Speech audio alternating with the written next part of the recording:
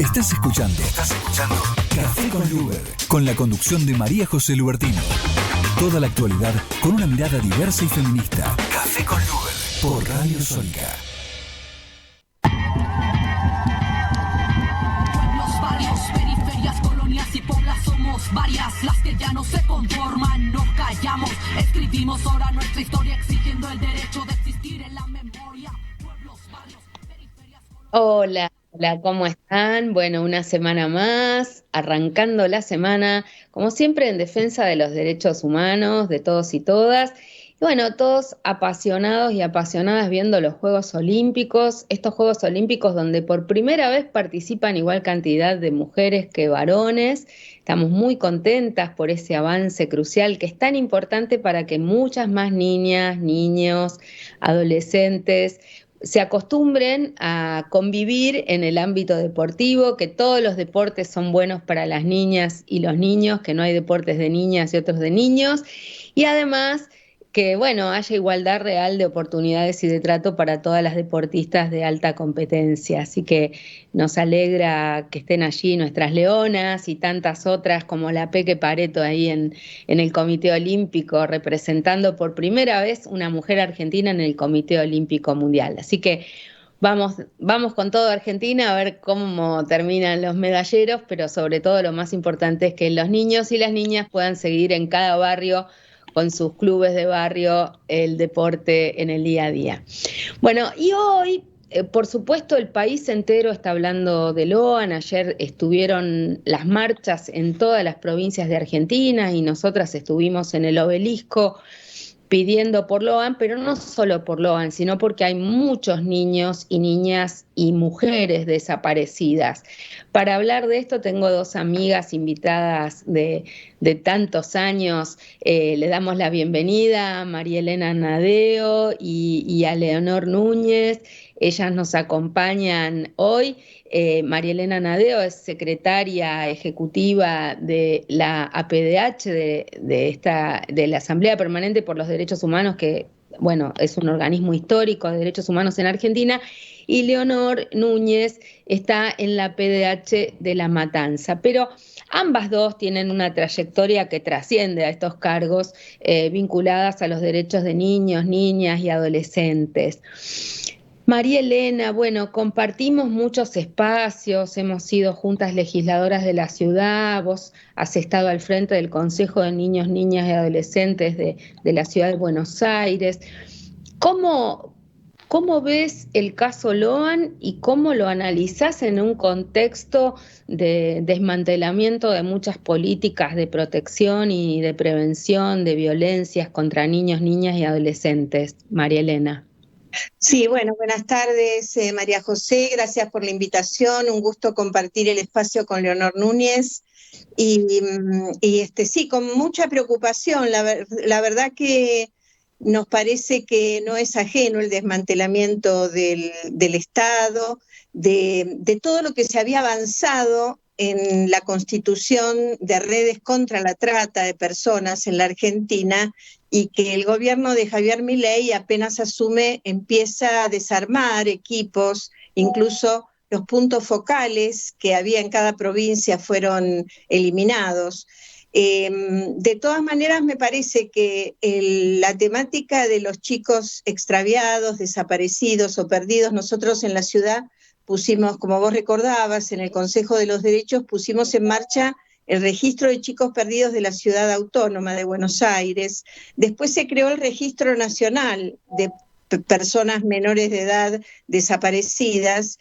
Y por si esto fuera poco, después se crea un sistema federal de búsqueda de personas desaparecidas y extraviadas, porque la verdad que me parece, como balance de todo esto, es que faltan equipos especializados que puedan realmente ubicar a las personas desaparecidas. Las fiscalías, que son las que intervienen, y los juzgados de turno, corren a un segundo lugar a los organismos administrativos. Entonces todo queda en manos de un poder judicial que muchas veces está atravesado por ideologías que no son las nuestras, que no son no están comprometidos con los derechos humanos o no están comprometidos con la perspectiva de género, y entonces abandonan las búsquedas.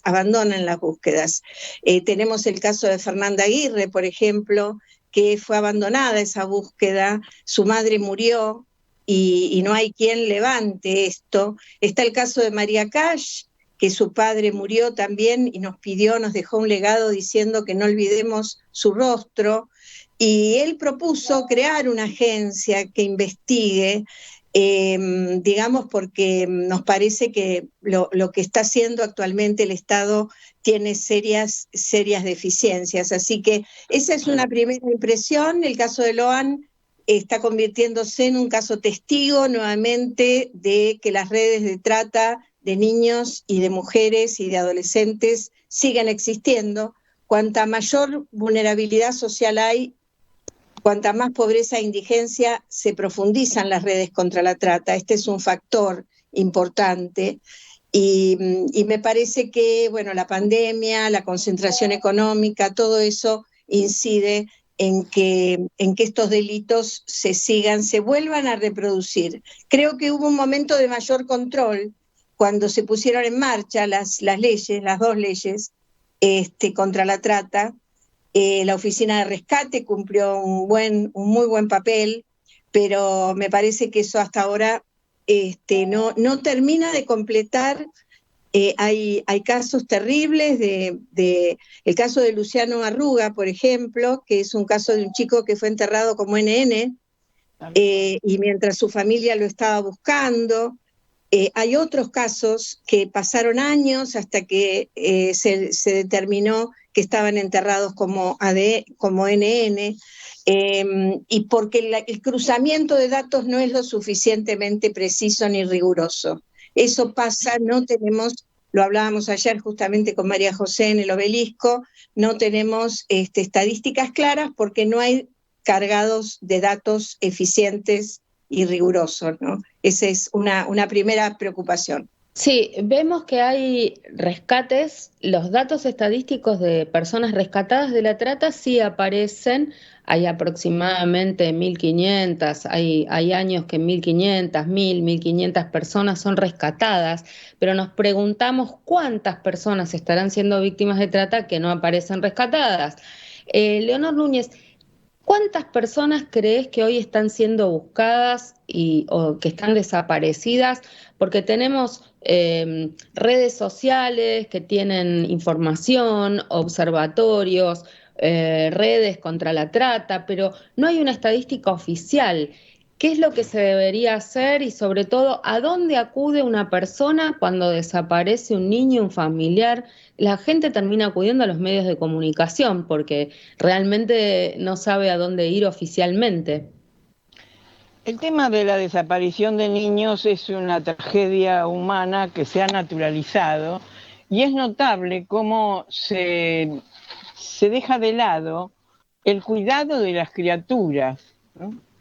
Esta cuestión del cuidado de las criaturas, mira, justamente en ocasión esta invitación y de lo que te agradezco, María José, y bueno, me encanta compartir con María Elena, con quien siempre estamos en las mismas posiciones en todos los temas que abarcamos.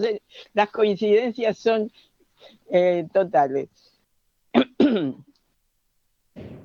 Es impresionante que, por ejemplo, en Estados Unidos desaparezcan por año casi 500.000 de criaturas. Esto viene ocurriendo desde, no sé, casi desde que la historia es historia.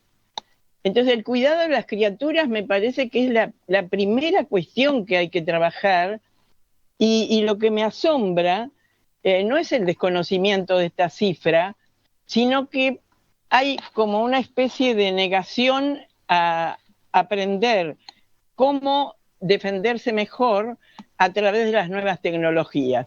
En La Matanza, con un integrante del Colegio de Trabajadores Sociales, hemos hecho algunas capacitaciones y bueno, los dos estamos estupefactos porque profesionales que no entienden la necesidad de trabajar cómo o sea, los riesgos de las redes sociales, por ejemplo, ¿no?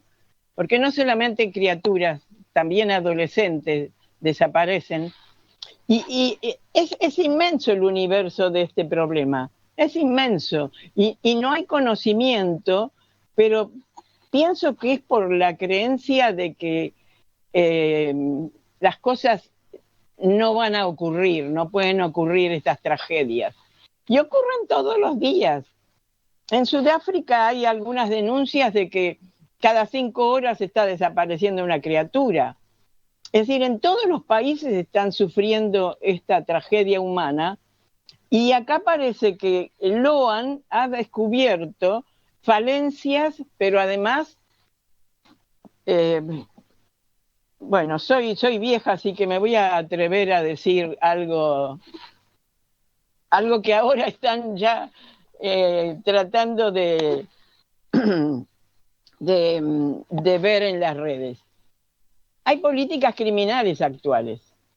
La actual la denuncio como una política criminal, porque por más ideología narcocapitalista que se les ocurra, o por más que sean minarquistas, como es el presidente de la Nación, ¿no? Que dice que lo que tiene que conservar el Estado es solamente la justicia, la seguridad y la defensa, y todo lo demás tiene que ser privatizado. Son políticas criminales. Se está favoreciendo que ocurran, por ejemplo, puede ser un caso de trata, aunque hay otras 2 hipótesis más, ¿no? Que puede haber sido víctima de un homicidio, o que puede haber sido víctima de una especie de cambio por una transacción ilegal, obviamente, de drogas. No sabemos todavía cuál es realmente la situación que se produjo.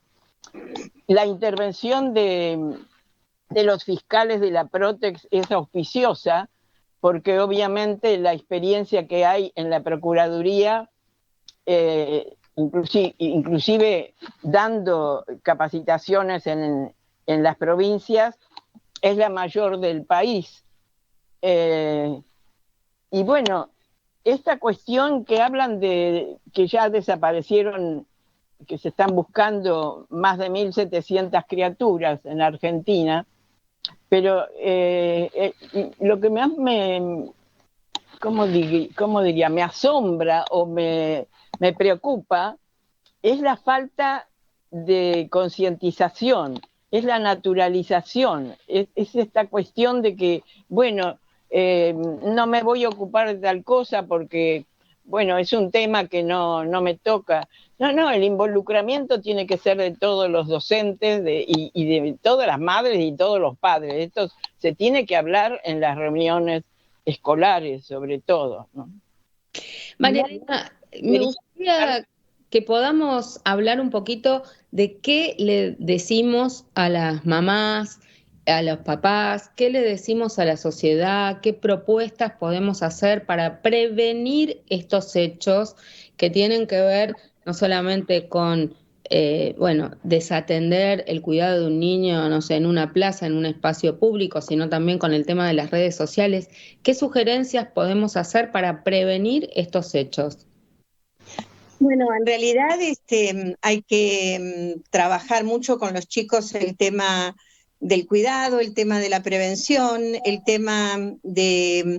Sí, nosotras somos de una generación que trató de alejar el miedo en nuestros hijos, ¿no? Porque un poco fuimos educadas en el miedo y quisimos un poco evitarlo en nuestra propia vida y en nuestra propia en nuestras propias enseñanzas, pero hay un contexto de mucha violencia, de violencia social, de violencia de género, que es necesario comunicarle a los chicos.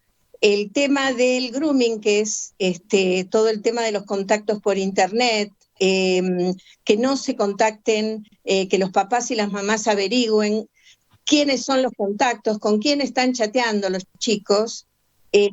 Hay además hay programas de cuidado parental que se pueden instalar en las computadoras, justamente para los chicos pequeños. Y por otro lado, en cuanto se ausenta un niño o un adolescente, hay que hacer la denuncia en la comisaría, y si esta denuncia no prospera, hay que contactarse con la fiscalía de turno, y después, si hay una sospecha de trata, hay que hablar con la línea 145, que si bien está siendo desmantelada, sin embargo ahí hay todavía equipos que funcionan y que funcionan bien, ¿no? Hay también organizaciones de la sociedad civil que muchas veces reemplazan el rol activo del Estado, lo complementan. Me parece que frente al retiro del Estado, ahora nuevamente empieza a haber una sociedad civil que tiene que tomar la delantera. Está Infancias Robadas, está Missing Children. Nosotros participamos de una red que es APIABA, que es la Asamblea por las Infancias. En el Bajo Flores, por ejemplo, hay una red de docentes del Bajo Flores, donde hay permanentemente denuncias de desaparición de adolescentes que son captadas por las redes prostibularias.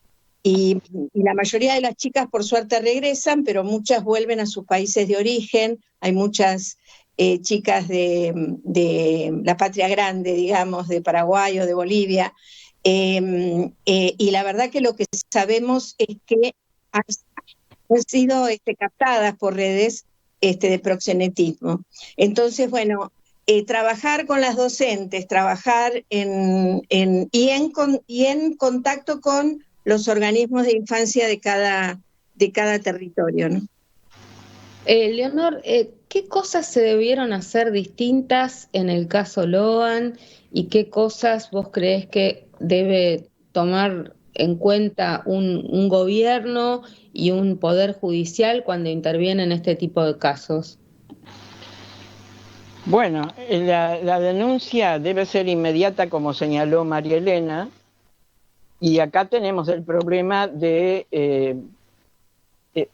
a mí me parece, por todo lo que me he informado del caso de Loan Peña, es que hay como una especie de omertá. Es decir, hay ocultamiento, hay falta que algunos informen realmente qué es lo que ocurrió y cómo ocurrió. Y hay situaciones insólitas. Esto que dijeran que los policías en calzoncillos anduvieron buscando en el pantano, a mí me parece bizarro. No se puede trabajar de esa manera en la búsqueda de una criatura. Es gravísima la desaparición de una criatura. Y después, bueno, todo el manejo político y de intrigas y de declaraciones que después se desmienten. Es impactante también el fallecimiento por un ataque cardíaco del primer abogado de la madre. Este caso es realmente un caso que va a ser emblemático, porque cuando se descubra realmente qué es lo que ocurrió, me parece que va a haber bastantes sorpresas. Ahora, el desmantelamiento es una señal que se manda a quienes cometen estos delitos de que el Estado lo está facilitando. Por eso digo que es criminal. Y me parece que habría que, estoy pensando en voz alta, María Elena y María José, habría que empezar a plantear una denuncia internacional. No se puede desmantelar algo que tiene la mayor importancia para ser eficaz. Ya con todo lo que se había logrado, no podíamos ser eficaces. Porque está el caso, por ejemplo, de Joana Ramallo, de Yamila Cuello, porque son casos que siempre tienen un entramado muy conflictivo y muy complicado. Entonces ya con todo lo que se había armado, no se podía lograr la eficacia que se necesitaba. Y ahora, bueno. Está claro que no hay posibilidades de que desaparezcan personas por un plazo de tiempo como este si no hay una connivencia de fuerzas policiales, si no hay una connivencia de fuerzas políticas, de espacios políticos. María Elena, ¿a vos te recuerda este caso a lo que pasó con María Soledad Morales en Catamarca? ¿Te parece que hay un estallido social por el hartazgo de que la gente en esa provincia sabe de muchas situaciones similares? ¿Esto pasa en muchas provincias? Sí, a mí me recuerda el caso de María Soledad Morales, pero me recuerda mucho también el caso de Marita Verón, si bien ya era más grande, pero la complicidad de la parte del Poder Judicial, parte de las comisarías. Recuerden que a Marita Verón la vieron en una estación de servicio y la devolvieron a la red de trata. La verdad, en una estación de micros, me parece. Hay una connivencia, a mí me alarma porque Corrientes en particular, Entre Ríos también, Misiones, habían sido muy trabajadas, en particular Misiones, por el tema de las adopciones ilegales. En esto tuvimos mucho esfuerzo en armar el RUAGA, por ejemplo, el registro único de guarda con fines para adopción, años trabajando esas leyes para evitar justamente las guardas puestas, las entregas directas, la compra y venta de niños y niñas. E incluso hubo juzgados intervenidos en la provincia de Misiones. Ahora, evidentemente han salteado los grupos criminales, como diría Leonor, el sistema de compra-venta de niños, saltea esto y directamente, sin pasar por un juzgado, trasladan los chicos, posiblemente los chicos chiquitos, para adopción, los un poco más grandes para las redes de pedofilia. Ese es el gran temor con Loan, ¿no? Porque ya a los 5 años, 6 años, sería una red destinada a pedofilia y no adopción. Todo grave y todo delictivo, pero digamos con consecuencias peores incluso para la vida de cada uno de ellos, ¿no? Así que sí, me recuerda, me parece que la pandemia, vuelvo a decir, y ahora este desmantelamiento de las políticas públicas vuelve a generar condiciones para en la profundización de las redes contra la trata. Y que hay una ineficiencia en el sistema que ahora en esta etapa es muy difícil que podamos subsanar, ¿no? De todas maneras, creo que tenemos que volver a la carga y por eso la necesidad de unirnos, de vos incluir en tu programa este tema como algo central, la presencia nuestra en las movilizaciones. Creo que tenemos que volver a dar la batalla como la dimos en los 90, como la dimos después por la ley de trata, contra la trata, y ahora tenemos que volver a plantear este tema como una fuertísima realidad social, ¿no? ¿Cómo puede hacer la gente que quiera contactarse con ustedes o con los espacios donde se pueden sentir contenidos y articulados en estas redes que trabajan contra la pedofilia, contra la trata, por los derechos de los niños, niñas y adolescentes? Leonor. Bueno, hay un Facebook de Asamblea Permanente por los Derechos Humanos La Matanza y ahí están los datos. Yo dejo el mío, está a tu disposición, desde luego. Y en tu caso, Elena. María Elena, sí. Bueno, también tenemos apdh@apdh.org.ar, es nuestro mail. También en la web de APDH Argentina están los teléfonos. También yo sigo apostando de alguna manera.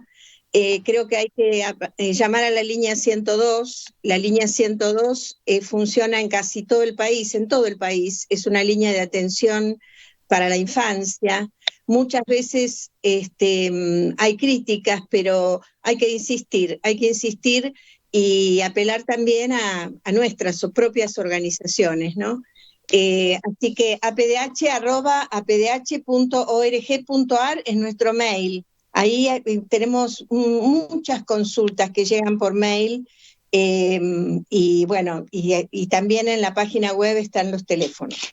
Bueno, muchísimas gracias. Era María Elena Nadeo y Leonor Núñez de la Asamblea Permanente por los Derechos Humanos hablándonos del caso Logan, del tema de robo de niños y trata de niños, niñas y adolescentes. Y por supuesto hay que hacer funcionar las cosas que no funcionan y por eso la línea 102 por los derechos de los niños, niñas y adolescentes. Muchas gracias a las dos y seguimos en un instante con más Café con Luber. Estás escuchando Café con Luber, con la conducción de María José Lubertino. Toda la actualidad con una mirada diversa y feminista. Café con Luber, por Radio Sónica. Pueblos, barrios, periferias, colonias y poblas somos varias las que ya no se conforman, nos callamos. Bueno, y en Café con Luber ahora abrimos nuestro espacio para hablar de los derechos de usuarios y consumidores, usuarios, usuarias y consumidores. Y bueno, tenemos dos invitados muy especiales en el día de hoy. Le pedimos a Claudio Boada que nos acompañe, que ha sido siempre nuestro columnista exclusivo en esta materia, de la Unión de Usuarios y Consumidores de la Argentina. Claudio, ¿cómo estás? Si prendés tu cámara. Buenas tardes, ¿cómo estás? ¿Cómo estás vos? Prendenos la cámara, así te vemos. Sí, perdón. Bueno, y también, no sé si ya está en línea, pero lo invitamos a Ricardo Espinosa de Acuda, que no sé si ya está conectado, me avisan. Y bueno, Claudio, un poco contanos o decinos el panorama, cómo ves en este contexto donde, bueno, tenemos la preocupación, tanto nosotros desde la Asociación Ciudadana por los Derechos Humanos, como todas las organizaciones que estamos en defensa de usuarios y consumidores, por el desmantelamiento de muchas políticas y de muchos reaseguros que había para la defensa de los usuarios, usuarias y consumidores. ¿Por qué no nos haces un pantallazo de cómo estás viendo vos las cosas? Bueno, la realidad es que si nosotros analizamos desde diciembre a esta parte, tenemos que decir que vivimos un proceso de pérdida de derechos y pérdida de herramientas. Tenemos, si pensamos en el DNU 70/2023, ahí hubo 5 o 6 factores que incidían notablemente sobre usuarios y consumidores, modificaciones de la forma de aplicar intereses de las tarjetas de crédito, modificación del régimen de prepagas, dándole libertad en la fijación de los precios, de los valores, y eso se vio una fuerte repercusión. Después tenemos ahí la derogación de 3 leyes fundamentales: el Observatorio de Precios e Insumos, la Ley de Abastecimiento y la Ley de Góndola.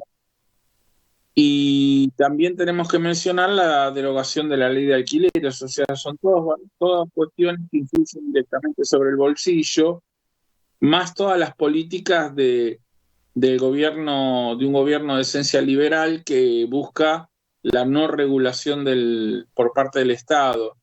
Y en eso podemos pensar que hubo una disposición después de salir el DNU donde se derogaron de una sola resolución, se derogaron 63 normas protectorias, normas que garantizaban la información para el Estado. Digamos que el Estado tiene que tener información para tomar medidas económicas. Bueno, estas normas que garantizaban esto fueron derogadas, también otro tipo de normas. Es decir que todo lo que eran políticas protectorias que tenía el Estado Nacional a favor de los usuarios y consumidores fueron desapareciendo. Ese es el panorama, y yo creo que hay que destacar que cuando el Estado Nacional abandona, porque este es el término a utilizar, el Estado Nacional abandona la protección, surgen con más contundencia la necesidad de la actuación de los estados provinciales y de las oficinas municipales de información y protección del consumidor. Así que en este momento estamos en esa situación, estamos con un abandono por parte del Estado Nacional, con estados provinciales que están asumiendo o dándole más fuerza a esta a la normativa y a la protección, y OMICS, no con un trato parejo, porque vemos que hay provincias y OMICS que protegen con más fuerza, que van hacia la defensa, y hay otras que, siguiendo los lineamientos del Estado Nacional, dan un pasito para atrás. Ya lo tenemos en línea también a Ricardo Espinosa, que le damos nuevamente la bienvenida de ACUDA. Y uno de los temas más graves que hemos tenido en estos meses es como la quita de los subsidios en los servicios de electricidad, de agua, de gas. Bienvenido, Ricardo. ¿Me estás escuchando? Sí, ¿qué tal? ¿Cómo están? Buenas tardes. ¿Cómo estás? ¿Por qué no nos trazás un poquito el panorama de lo que pasó en materia de servicios públicos con la baja de los subsidios, la quita de los subsidios, ahora la necesidad que hay de reempadronarse en el RASE? Bueno, a ver, en principio lo que está ahora vigente no sería un reempadronamiento, porque en definitiva a quienes se están convocando son aquellos usuarios que nunca hicieron el trámite y que el Estado de oficio los incorporó en el nivel 2. Son alrededor de 1.700.000 usuarios y que tienen que inscribirse para ver si siguen recibiendo el subsidio como nivel 2. Aclaremos que es nivel 2 para la gente. El nivel 2 es el nivel más bajo de las categorías. Que es menos de ¿cuántos sueldos? Una canasta y media. Jubilaciones. Sí. Bueno, entonces, ¿qué tiene que hacer la gente? La gente que se había inscrito en el RASE para tener subsidios de las categorías intermedias, o sea, los que perdieron totalmente el subsidio son los de mayores nivel ingresos. 1. La categoría intermedia y la otra todavía tienen subsidios. ¿De qué depende que continúen teniéndolos y qué trámites tienen que hacer o no? Porque probablemente se anotaron en el 2022 y hayan cambiado, no sé, los ingresos. ¿Tiene que mantener actualizado cada cuánto tiempo su inscripción? El RAS está abierto desde que se inició el trámite, con lo cual, digamos, si aquel tuvo una modificación en sus ingresos, para bien o para mal, según sea el beneficio, tiene que hacer el trámite. Pero el que ya se inscribió y sigue en la misma situación sociofinanciera, bueno, ese no tiene que hacer nada. Ok, entonces vos decís que los que están en el plano intermedio y en la tarifa social van a mantener esos subsidios, pero sí, si hay un cambio en la economía del hogar, porque probablemente los sueldos de hace 2 años no sean exactamente los mismos, pero también aumenta la línea divisoria entre la tarifa social y los intermedios y los que pierden el subsidio, también esa línea se va corriendo. Ahora, ¿cuánto sería el ingreso que hace que vos estés en tarifa social o estés 3 canastas y media. 3 canastas básicas y media. Traduzcámoslo a la gente en números eso. Sí, son 873.000 pesos cada canasta. Sí, así que serían alrededor de 3 millones de pesos. Para los que todavía van a tener algún subsidio. Exactamente. El grupo familiar. Así es, el ingreso del grupo familiar. Bueno, y digamos que también presentamos desde los usuarios y consumidores un pedido para que se prorrogue esa fecha y no se caigan los que no se inscribieron, ¿verdad? Sí, tenemos entendido que ya hay un proyecto de normativa para prorrogar por 60 días, sobre todo en el tema del gas. Y tengo entendido también que las organizaciones pidieron para el ENRE. Así es. Claudio Boada, te pregunto a vos, la otra preocupación central de todos los argentinos y argentinas, más allá de los aumentos en los servicios públicos, es la inflación y el aumento de la canasta, digamos, de alimentos, de medicamentos. ¿En qué porcentaje de inflación en lo que tiene que ver con los alimentos estamos y a través de qué medidas la gente puede defenderse? Vos decís que hay algunas provincias que están activando algunos mecanismos.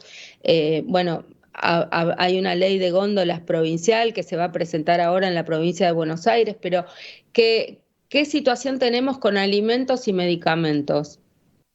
Bueno, la situación es bastante problemática porque en realidad no hay reglamentación sobre precios, así que el precio está al libre juego de la oferta y la demanda, que nosotros muchas veces decimos que es el precio está a que ponga el que le interesa, el poderoso, el precio que quiere, ¿no? Realmente es un problema y el tema de los alimentos y medicamentos vemos que suben continuamente y los índices oficiales no reflejan la realidad que nosotros sentimos cuando vamos a los supermercados, cuando vamos a las verdulerías, la carnicería o cuando vamos a la farmacia. Realmente los precios son mucho mayores y hay ciertas zonas que no tienen acceso a los grandes supermercados. Hablemos de los barrios de sectores más vulnerables, de sectores más pobres, y no muy lejos. Podemos ir a Quilmes, podemos ir a Florencio Varela, podemos ir para hablar del Gran Buenos Aires, ¿no? A ciertas zonas de San Miguel y José Cepaz, a ciertas zonas de Tigre, donde los precios, la gente no tiene cómo movilizarse y por otro lado viven al día, así que compran en los negocios barriales. Negocios barriales que es un almacén, un localcito chiquito, o es un propio vecino que abrió una ventana y vende algunos productos, y donde ahí las diferencias son del 50 o 60% más caro que en los súper. Así que la inflación es muy difícil medirla como número general. Lo que uno siente es que es mayor, los aumentos de precios son mayores a los que nos plantean como aumento del índice oficial. Ahí estamos con esta problemática y por otro lado la problemática de que al consumidor, al usuario, le aumentan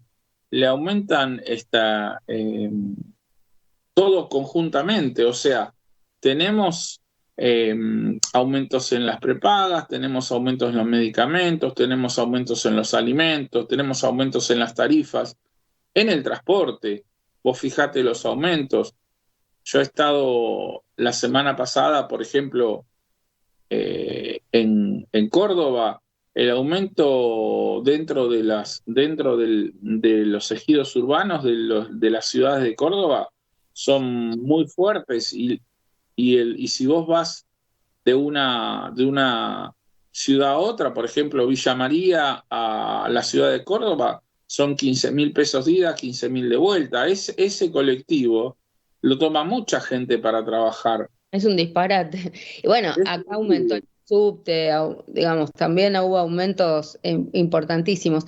El otro tema que le quería preguntar a Ricardo Espinosa es también qué pasó con el descontrol de las prepagas, el tema de las cuotas de los colegios, también el tema de las compañías de seguro.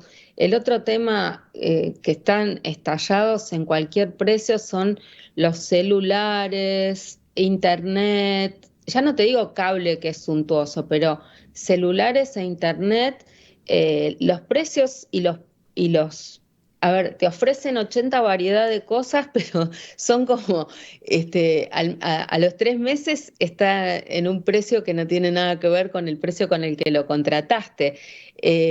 ¿Qué reflexiones o qué están haciendo las organizaciones de defensa de consumidores en relación a estos temas, Ricardo? Ver, en principio, digamos que el DNU desreguló el tema de prepagas la resolución reciente sobre el tema de las TICs tampoco tienen que pedir autorización para los aumentos. Hay una diferencia entre los dos rubros. Las TICs, de acuerdo a su presentación contra el decreto 690, venían aumentando todos los meses, no de acuerdo a lo que pautaba el ENACOM, sino a lo que las empresas disponían. O sea, en el caso de las prepagas, digamos, eso es lo que sí, hay 4 empresas que se habían presentado en la justicia para declarar nulo el decreto 690. Son las 4 empresas que vinieron poniendo precios de acuerdo a lo que ellos consideraban cuál sería el aumento. En el caso de las prepagas, el gobierno anterior le había puesto un techo del 4%, y lo que pasó fue que en diciembre, cuando se liberó, las empresas dijeron que tenían que reacomodar sus precios. Después vino todo el lío de la presentación contra las prepagas, cartelización, y yo creo que lo que puso en este momento a las prepagas y lo que están haciendo fue el acuerdo que se firmó. Ese acuerdo permitió que las prepagas volvieran también a aumentar por encima de la inflación.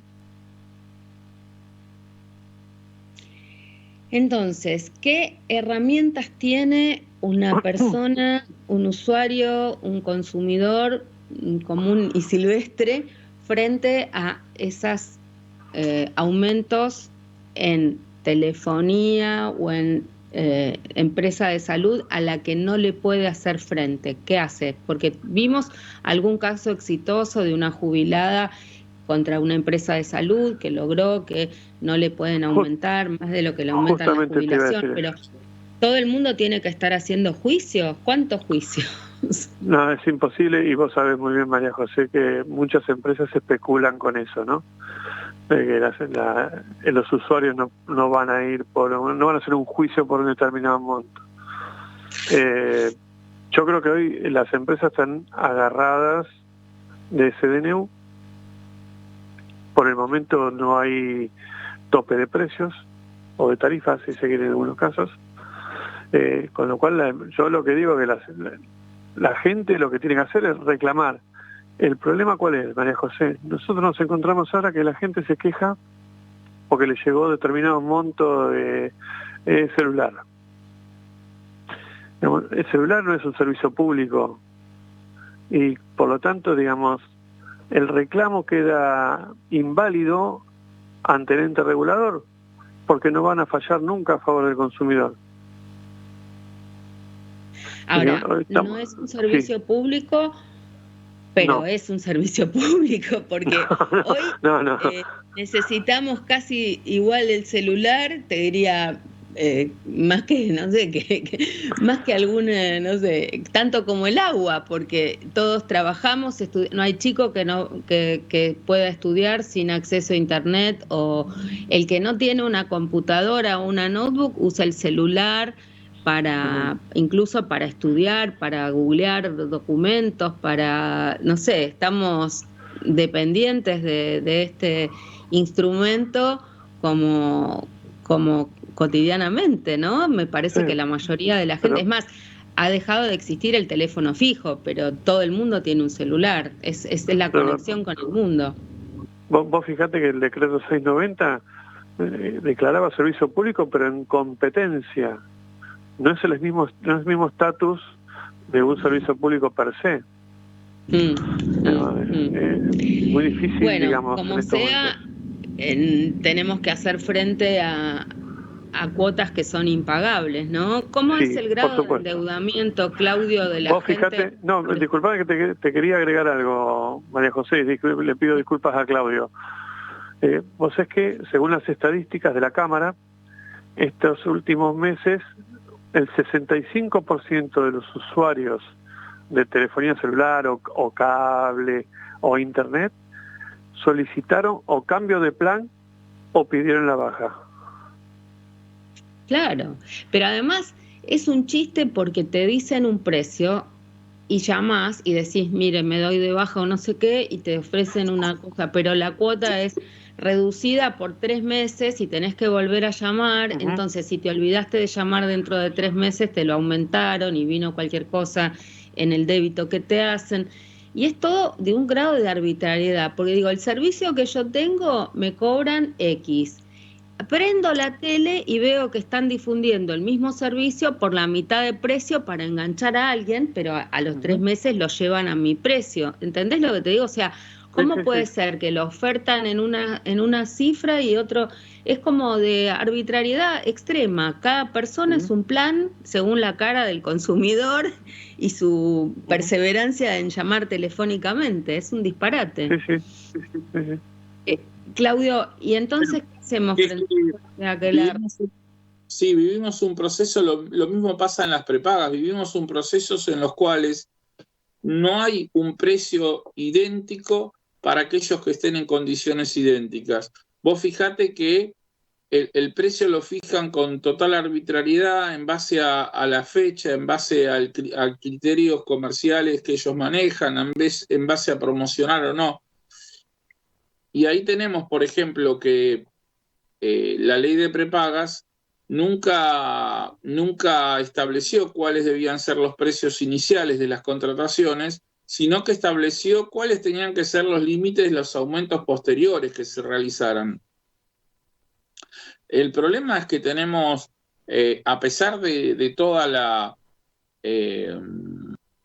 la fuerza que hay en el mensaje que nos llega de los medios hegemónicos, en el cual dicen que es un país con amplias regulaciones, con fuertísimas regulaciones, etcétera, etcétera, tenemos que darnos cuenta que es un país con precio libre, o sea, que controla la cadena de producción, distribución, la logística, la cadena de comercialización, la cadena de valor, quien controla la cadena fija los precios. Y en esto yo quiero hacer una aclaración que los grandes conglomerados concentrados y la mayoría extranjerizados son los que fijan precios. Ahí no tenemos ni las cooperativas, ni las pymes, ni los pequeños productores, ni los productores agropecuarios son los que fijan precios. Lo fijan quien domina la cadena y, yo siempre digo, paga migajas para abajo, o sea, los productores primarios, cobra fortunas para arriba. ¿Hay alguien que en este entramado, porque nosotros decimos cadena de valor y pensamos en una cadena lineal, pero en realidad vienen muchas cadenas que se juntan en un lugar donde hay un solo eslabón y de vuelta se abren muchas cadenas hacia la comercialización? Y esa es la voz central que controla la producción, que controla la comercialización, de acuerdo a distintos productos, es el lugar donde está, es el que fija arbitrariamente los precios, llevándose la tajada al león y dejando muy poca plata para el resto. Por ejemplo, las 6 grandes prepagas, que generalmente actúan cartelizadamente, son las que fijan los precios en el sistema de salud. Se los fijan también a los prestadores, a los médicos, a los laboratorios, y nos cobran a nosotros. Las usinas lácteas le pagan a los pequeños productores o productores tamberos. El otro día estaba en Villa María, ahí la Unión ha lanzado un índice que se llama el índice leche. Lo hemos empezado a hacer hace 1 mes y medio, o sea, hace poco. En el transcurso del tiempo es cuando se va a ver el valor de este análisis. ¿Y por qué lo lanzamos en Villa María? Tenemos allí una filial y es en medio de la cuenca lechera. Bueno, del precio de la leche, una conclusión del precio de la leche, que son más o menos 1.400, 1.500 pesos el litro, al productor le pagan 350 pesos, de los cuales, deducido todos los gastos que tienen, gana alrededor de 40 pesos por litro de leche. Quiere decir que el productor primario, frente a un producto que se vende a 1.500, cobra para sí 40 pesos, es lo que gana. por litro. Algo está mal en esa cadena, ¿no? Algo está mal en esa cadena, exactamente, ¿no? Exactamente. Escúchame, Ricardo Espinosa, quería preguntarte sobre la avivada que tuvieron las compañías de seguro con el tema del seguro de los autos, que vos lograste que volvieran a tener que poner los auxilios mecánicos, que querían sacar los auxilios, que tampoco funcionan demasiado bien. Contanos un poco de eso. No, bueno, en principio fue una resolución que emitió la Superintendencia de Seguros de la Nación, y lo que decía era que les prohibía a las compañías aseguradoras, a partir del mes de julio, no ofertar más el servicio del auxilio mecánico, o lo que se llama como grúa. Nosotros consideramos que era una quita de beneficios a los 12 millones de asegurados en todo el país, que iban a incurrir como consecuencia de esto en más gastos, porque tenían que contratar por fuera el servicio de grúas. Esto se publicó y no llegó a implementarse porque la misma Superintendencia de Seguros sacó una resolución restableciendo el servicio de grúas. Esto era una barbaridad, María José, porque a ver, un señor sentado en un escritorio decidía por sobre 12 millones de asegurados. Y que vos habías confiado en una determinada compañía, contratabas el servicio de grúa porque era lo esencial que uno busca cuando contrata un seguro de automotor. Vos lo que querés es el servicio de grúas, porque te pasa algo en el medio de la ruta a las 3 de la mañana y bueno, ya tenés el servicio contratado y tienen que... Después podríamos discutir si el servicio era eficiente o no, que es lo que yo le decía. Tienen que arreglar la prestación del servicio, no sacarla. Porque vamos a poner el ejemplo, yo 10 años con el servicio, no lo usé nunca, y resulta que ahora me lo sacás. Me parece que a veces, cuando se toman decisiones de esta naturaleza, tienen que ver el impacto que causa. Y creo que se dieron cuenta y dieron marcha atrás. No, porque además los usuarios de vehículos están súper cargados de cosas. La gente, por ejemplo, hay muchas cosas que no están cumpliéndose legalmente porque la gente no puede pagar tantos recargos. Están todos los aumentos que hubo de los peajes, por ejemplo. Bueno, la gente puede tomar una ruta paralela, pero a veces se hace muy largo el trayecto. Pero, por ejemplo, las verificaciones que hay que hacer de los automotores, la mayoría de la gente, salvo que tengas un taxi, un vehículo que digamos, te lo van a controlar de una manera, nadie está haciendo las verificaciones que están exigiendo, porque a veces no se sabe cuántas cosas tienen que exigirse que no tienen que ver realmente con la seguridad de los vehículos, sino que tienen que ver con hacer caja, a veces por parte de los municipios, las empresas, o los municipios y los gobiernos provinciales, a veces asociados con algunas de estas empresas, ¿no? Nos quedan millones de temas para hablar, pero no quiero despedirlo sin dedicarle un segundo al tema del agua y los aumentos que hubo en materia de agua. Claudio, vos estás coordinando ese grupo dentro del grupo de la sindicatura de Leras y bueno, los aumentos del agua, que es un servicio esencial, son impactantes. ¿Qué estamos haciendo al respecto?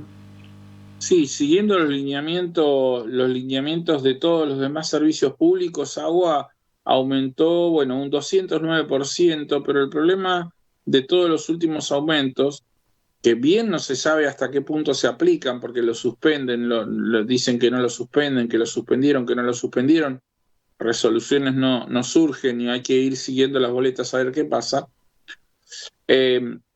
Sí, en síntesis podemos decir que el agua se multiplicó, el valor se multiplicó por 3. Que esto es de incidencia para AISA, que es capital, y una serie de partidos, unos 20 y pico de partidos del Gran Buenos Aires, pero que genera una réplica en casi todos los demás servicios de agua del país. La verdad que el aumento es mucho. Yo dije en una oportunidad, y espero que se entienda lo que quiero decir, es que cuando AISA se sentó con la sindicatura, que es lo que nosotros coordinamos, la sindicatura es un espacio institucional de representación de todas las asociaciones que hay en el ERAS, somos unas 20 y pico de asociaciones, lo que te decían era razonable, porque los costos realmente habían aumentado, pero la razonabilidad la veían de parte de los números de la empresa, y la razonabilidad no se veía de parte del bolsillo del usuario y del consumidor, ¿no?